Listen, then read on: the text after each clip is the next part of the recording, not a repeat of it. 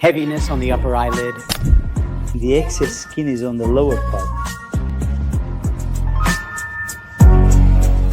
Here we want to give it a nice stretch, and here keep it nice and clean. Right? Are we in agreement? Agreed. How do we proceed without changing the shape of the eye? Well, what do we need to do? We definitely need to perform an upper blepharoplasty to open up the gaze and lighten the heaviness on the upper eyelid. But the real challenge is with the lower eyelid because it's hollow, puffy, grooved, marked, and the skin is loose. The eyelid is already drooping.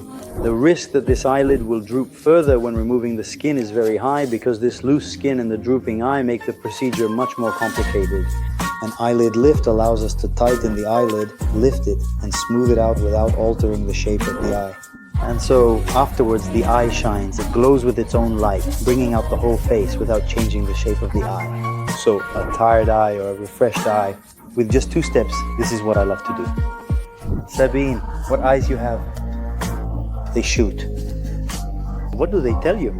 Beautiful. I really like them a lot, honestly.